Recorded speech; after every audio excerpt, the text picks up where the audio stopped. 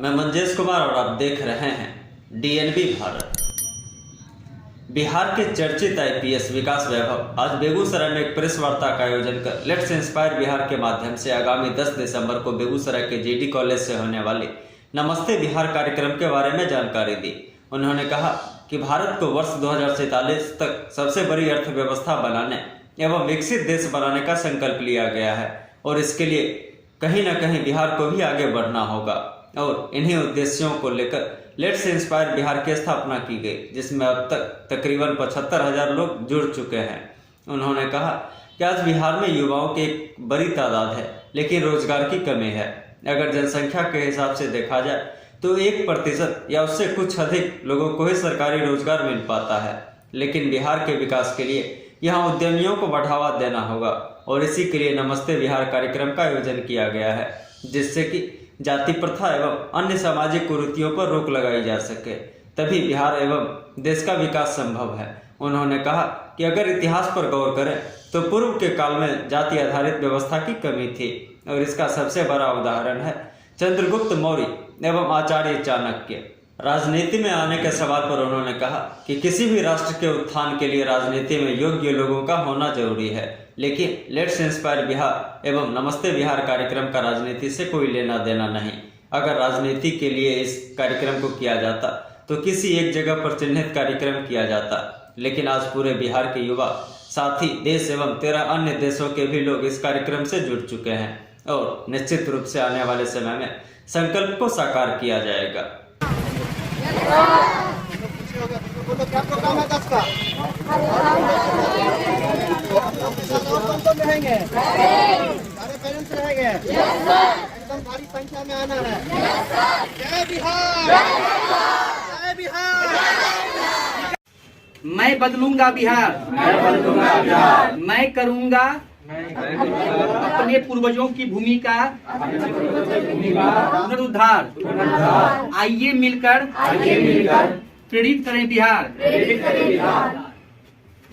ये बताता है कि हमारे पूर्वजों की सोच समय से कितने आगे थी। इस सामर्थ्य को हम पूछते थे, देखते थे, उसी अनुसार चलते थे। इसीलिए आचार्य चाणक्य उनके मन में भावना जगी कि अखंड भारत के साम्राज्य का नेतृत्व यही कर सकता है। इसकी सोच बड़ी उस प्रकार से हमारे जो पूर्वज थे तभी विश्व केवल 3 जगह अब फेमस मिला है, चाहे भी बीच में सीमांचल के दौरे पर था, कटिहार, किशनगंज, अररिया, मधेपुरा, सहरसा। हर व्यक्ति जाति समुदाय से परे उठकर बिहार के लिए प्रयास की श्रृंखला आगे बढ़ती रहेगी।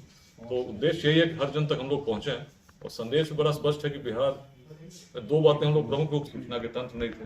तब यदि हम अखंड भारत का निर्माण कर सके, विश्वविद्यालय स्थापित कर सके, तो कारण हमारी दृष्टि थी उस प्रकार। तो वैसे बिहार की जो दृष्टि थी उसका आधार वेदांत से उत्पन्न सोच था, जिसमें हर व्यक्ति में ईश्वर का अंश है और जिस व्यक्ति के मन में संप्रदाय के आधार पर, लिंग भेद के आधार पर इस प्रकार का भेद किसी दूसरे व्यक्ति से करेगा ही नहीं। और ऐसी परंपरा जहाँ जन्म लेगी उस संस्कृति के चिंतन में निश्चित है कि संस्कृति आगे बढ़ती है, राष्ट्र आगे बढ़ता है।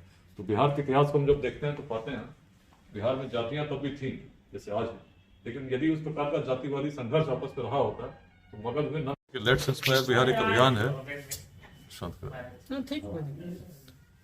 लेट्स इंस्पायर बिहार एक सामाजिक अभियान है जिसमें उद्देश्य है कि बिहार का भविष्य उज्जवल हो। जाति, संप्रदाय, लिंग भेद जो बंधन व्यक्ति को व्यक्ति से तोड़ते हैं उनसे ऊपर उठकर हम योगदान करें अपने पूर्वजों की दृष्टि के साथ, जिनमें यदि हम देखते हैं जातियां बिहार में तब भी थी, लेकिन जिस प्रकार का जातिवाद आज हम देखते हैं, संप्रदायवाद आज देखते हैं, यदि उस काल में रहा होता तो मगध में किसी नंद वंश का उदय नहीं होता जो सबसे निम्न वर्ग से आते थे। आचार्य चाणक्य भी चलते तो शायद चंद्रगुप्त की जाति खोजते, लेकिन सोच बड़ी थी चूंकि वेदांत की भूमि है जिसमें हर व्यक्ति में ईश्वर का अंश है। ऐसी अवधारणा हमारे पूर्वजों की जब रही तो हम अग्रणी सोचने लगे। इसीलिए हम अखंड भारत का निर्माण कर सके जिसकी सीमा अफगानिस्तान के पार तक थी। हम विश्वविद्यालय स्थापित कर सके तब जब ऑक्सफोर्ड और कैम्ब्रिज की कल्पना नहीं थी। और उद्यमिता ऐसी थी कि हमारे नगरों से प्रेरित होकर वियतनाम जैसे देश 1500 वर्षों तक चंपा के नाम से जाने गए। तो इसी भावना को जो बिहार को तब जब साधन नहीं थे, रोड नहीं थी, टेक्नोलॉजी नहीं थी, अग्रणी ले गई। यदि आज उस दृष्टि के साथ हम चलते हैं, योगदान करते हैं तो निश्चित बिहार बदलेगा। अभी तक इस स्वैच्छिक अभियान में 75,000 से अधिक लोग बिहार के सभी जिलों में जुड़े हैं, भारत के प्रमुख महानगरों में जुड़े हैं और विदेशों में भी लगभग 13 देशों में जुड़े हैं। प्रयास एक ही है कि अपने जीवन काल में, और वो भी बहुत स्पष्ट रूप से 2047 तक बिहार को उस उज्ज्वलतम भविष्य की ओर हम ले चलें, इसमें किसी व्यक्ति को शिक्षा या रोजगार के लिए बिहार से बाहर जाने की आवश्यकता न हो। भारत का लक्ष्य है 2047 में कि भारत एक विकसित राष्ट्र बने। ये तभी संभव है जब बिहार में भी हर व्यक्ति को शिक्षा और रोजगार हम दे पाते हैं। आज चिंता इसलिए है क्योंकि बिहार में युवाओं की संख्या हर जाति हर संप्रदाय के लगभग 9 करोड़ लोगों की है, जिसमें इनको अगले 2 दशकों में शिक्षा और रोजगार की आवश्यकता होगी। ऐसे में आवश्यक है कि सभी के लिए हम किस प्रकार से रोजगार का सृजन हो उस पर चिंतन करें। यदि किसी भी पार्टी की सरकार आती है, कितना भी प्रयास करती है, तो कुछ लाख लोगों को हम सरकारी नौकरी दे सकते हैं। जनसंख्या का लगभग 1% के आसपास हम कह सकते हैं, ये उससे थोड़ा अधिक हो सकता है। लेकिन यदि सभी को हम चाहते हैं कि बिहार में रोजगार मिले तो निश्चित है उद्यमिता का विकास होगा, उद्यमिता का विकास करना होगा और उसके लिए हमारी युवा पीढ़ी को हमें ट्रेन करना होगा, मार्गदर्शन देना होगा। ये इस अभियान के अंतर्गत एक बड़ा प्रयास हम लोग कर रहे हैं। अभी लक्ष्य है कि हर जिले में कम से कम 5 स्टार्टअप सफल हों और 50 को प्रेरित करें और इस प्रकार से एक श्रृंखला का निर्माण हो, एक क्रांति का निर्माण हो जो बिहार को आगे ले चले, आर्थिक विकास की ओर सुदृढ़ कर सके। इसमें युवाओं की सबकी बड़ी अत्यंत भूमिका है। अभी तक 1000 से अधिक कार्यक्रम लेट्स इंस्पायर बिहार के हुए हैं। 35 जिलों में व्यक्तिगत रूप से मैं भी युवा संवादों में उपस्थित रहा हूं और अब लगने लगा कि जो लोग हैं, हम लोग अनेक लोगों को जोड़ तो सके हैं, लेकिन वास्तविक परिवर्तन यदि 2047 तक करना चाहते हैं तो निश्चित है कि हर गांव के अंतिम व्यक्ति तक हमें पहुंचना होगा और बताना होगा कि बिहार तब यदि था तो क्यों था, आज क्या करना चाहिए यदि हम फिर बिहार को अग्रणी बनाना चाहते हैं। इसी उद्देश्य के साथ एक बड़े कार्यक्रम की परिकल्पना हुई।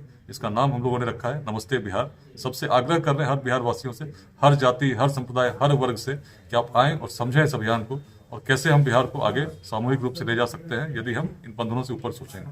तो इस कार्यक्रम में हम लोग बेगूसराय के सभी पंचायतों से संपर्क हम लोगों ने किया है, सभी ऐसे संगठनों से जो जाति या संप्रदाय पर आधारित नहीं है और पूरे बिहार के सभी जिलों से जो हमारे अध्याय हैं उनसे भी लोगों से, उन जिलों से हम लोग संपर्क किया, सभी को हम लोगों ने आमंत्रित किया है। तो उद्देश्य है, आशा है, आकांक्षा है कि राष्ट्रकवि दिनकर की भूमि से एक बड़ा संदेश, एक नया संदेश जो उस रूप में नया नहीं है, हमारे पूर्वजों का ही है कि हम बड़ी सोच के साथ बिहार को निश्चित जाति संप्रदाय ऊपर से उठकर ले जा सकते हैं। इसका संकल्प हम लोग जीडी कॉलेज बेगूसराय में 10 दिसंबर को लेंगे। अच्छा सर, इससे इतर अगर आपको मौका मिले तो चुनाव लड़ सकते हैं क्या? देखिए, ये प्रश्न अनेक अवसरों पर पूछा जाता रहा है। मैंने बड़े स्पष्ट रूप से 2 बातें बताई हैं कि राजनीति की बहुत महत्वपूर्ण भूमिका होती है और राजनीति में अच्छे लोग आने चाहिए। ऐसे लोग आने चाहिए जो ईमानदार हों, निस्वार्थ हो, तभी बिहार बदलेगा। लेकिन जिस अभियान में मैं लगा हूं, जिसमें आज नमस्ते बिहार कार्यक्रम कर रहा हूं, इस अभियान की परिकल्पना केवल किसी सीट से किसी चुनाव को लड़ने की नहीं है। यदि ऐसा होता तो पूरे बिहार में घूमने की आवश्यकता नहीं थी। अभी आपसे बात कर रहा हूं तो किशनगंज, अररिया, मधेपुरा, सहरसा, पूर्णिया, 5 जिलों के कार्यक्रम के पश्चात लौटा हूं और आज बेगूसराय कार्यक्रम की तैयारी में लगा हूं। प्रयास ये है कि बिहार के हर जन तक हम पहुंचे, हर युवा तक पहुंचे और बताएं कि किस प्रकार बिहार बदल सकता है। और केवल एक जिले में परिवर्तन से, किसी एक व्यक्ति को चुनाव जीतने से, किसी पद को धारण करने से वैसा बड़ा परिवर्तन होता नहीं रहता। एक सामाजिक अभियान है, सांस्कृतिक अभियान है, शैक्षणिक अभियान है जो हर समय जो भी मुझे मिलता है उसमें मैं करता रहा हूं, आगे भी करता रहूं। सर, 10 तारीख को जो आयोजन रखा गया है उसमें कहां से लोग आने की संभावना है? केवल बेगूसराय डिस्ट्रिक्ट के रहेंगे या अदर डिस्ट्रिक्ट से? नहीं, इसमें बेगूसराय से सबसे अधिक संख्या में हम लोग एक्सपेक्ट करने के लोग आएंगे और बाहर के जो जिले हैं उनमें भी उत्तर बिहार के जिलों से सर्वाधिक संख्या रहेगी। दक्षिण बिहार से भी कैमूर, रोहतास, सभी जिलों से अच्छी संख्या में लोग आ रहे हैं। कुल मिलाकर ऐसा प्रतीत होता है कि हम लोग अभी तक जो संख्या अनुमानित है 5000 लोग बेगूसराय के बाहर से आएंगे और शेष संख्या बेगूसराय की।